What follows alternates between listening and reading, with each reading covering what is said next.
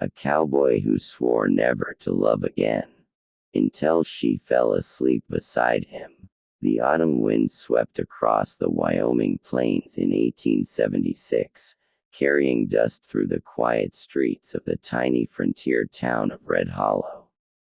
Cowboys rode past weathered buildings, merchants closed their shops before sunset, and strangers rarely stayed long.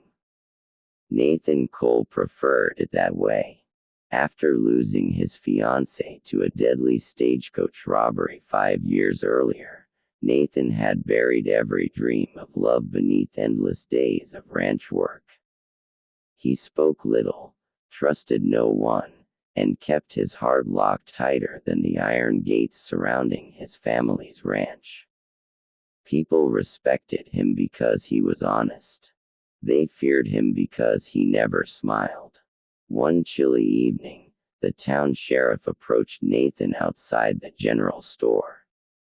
"I've got a favor to ask." Nathan didn't even look up. "I don't do favors. You might for this one." The sheriff pointed toward a dusty stagecoach that had just arrived. A young woman stepped down carrying nothing but a worn leather suitcase. Her elegant blue dress was covered in dust, and exhaustion filled her soft green eyes. "Her name is Evelyn Harper," the sheriff explained. "She's traveling west to claim her late uncle's land. Trouble is, a gang has been following her since Denver." Nathan sighed. "Sounds like your problem. It becomes yours if those outlaws ride into town." Nathan reluctantly agreed to escort Evelyn to her uncle's abandoned cabin nearly 2 days away through dangerous mountain trails. Only because the sheriff had once saved his father's life. Nothing more. The next morning, they began their journey. Nathan rode silently on his chestnut horse while Evelyn followed beside him on a gentle gray mare. Hours passed without conversation. Finally Evelyn smiled. "Do you always stay this quiet?" Nathan answered without looking at her. "Talking doesn't keep people alive." She laughed softly. "No. But sometimes it keeps people from feeling alone." Nathan ignored the comment. As evening approached, they stopped beside a peaceful river to rest. Nathan built a fire while Evelyn prepared coffee. She noticed the faded silver ring hanging from a leather cord around his neck. "You were engaged." Nathan froze. "Don't ask." "I'm sorry." Silence returned. The second day brought heavy rain. The narrow trail became slippery, forcing them to ride slowly beneath towering pine trees. By afternoon, Evelyn began shivering. Nathan removed his own heavy coat and handed it to her. "You'll freeze." "What about you?" "I've survived worse." She wrapped herself in the coat. It still carried the scent of cedar wood and campfire smoke. For the first time, she realized the cold cowboy wasn't cruel. He simply carried old wounds no one could see. That evening they found shelter inside an abandoned church. Rain hammered against the broken roof. Nathan kept watch near the doorway while Evelyn rested on an old wooden bench. "You should sleep," she whispered. "I don't. Everyone sleeps. Not everyone dreams." She wanted to ask what he meant. Instead, she quietly covered herself with a blanket. Minutes later, exhaustion won. As thunder echoed through the valley, Evelyn slowly leaned sideways. Without realizing it, she fell asleep against Nathan's shoulder. Nathan stiffened. For a long moment he didn't move. 5 years earlier another woman had rested her head exactly the same way. The memory nearly broke him. He gently looked down. Evelyn slept peacefully, trusting him completely. For the first time since losing his fiancée, Nathan didn't pull away. Instead, He carefully placed his coat around her shoulders and remained perfectly still throughout the night so she could sleep comfortably. Before sunrise, hoofbeats shattered the silence. Nathan instantly woke. The gang. 3 armed riders surrounded the old church. Their leader smiled coldly. Hand over the girl. Nathan stepped outside. You'll have to go through me. The gunfight erupted. Bullets tore through wooden walls. Nathan managed to shoot one outlaw before another struck him across the shoulder. Evelyn grabbed an old hunting rifle hanging inside the church.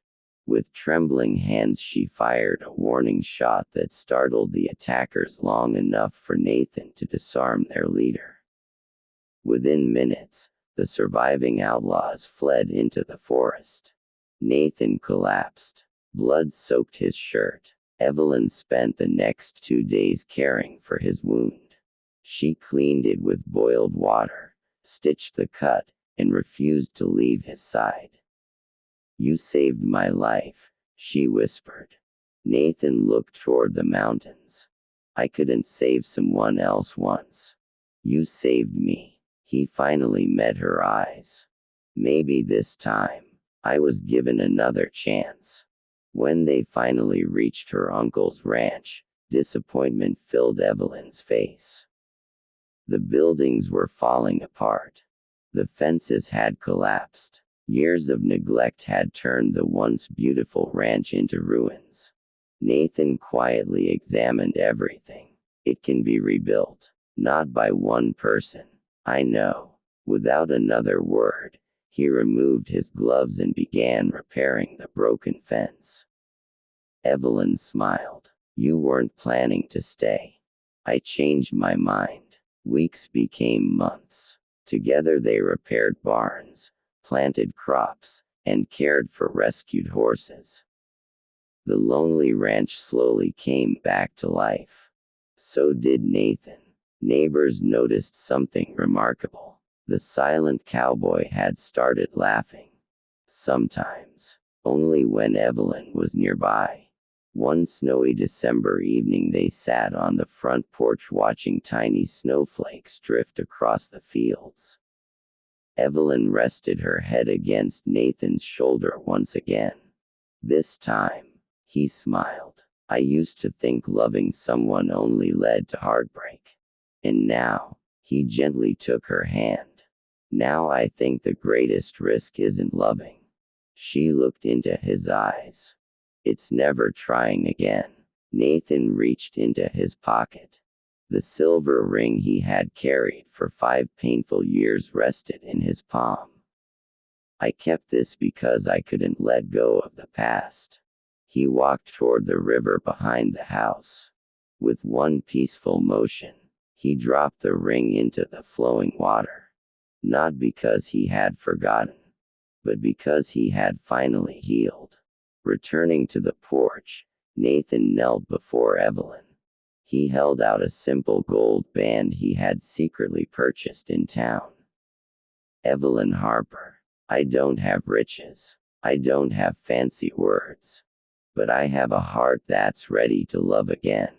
Will you marry me? Tears filled her eyes before she nodded. Yes. Nathan slipped the ring onto her finger. Snow continued falling around them as the setting sun painted the sky with shades of gold and crimson. For the first time in many years, the lonely cowboy no longer carried the weight of yesterday. Because sometimes love doesn't arrive with fireworks or grand promises. Sometimes it simply leans quietly against your shoulder, falls asleep without fear, and reminds a broken heart that hope is still alive. And from that winter forward, everyone in Red Hollow remembered one simple truth. The strongest cowboys aren't the ones who never cry. They're the ones brave enough to love again after losing everything. Please friends, subscribe my channel.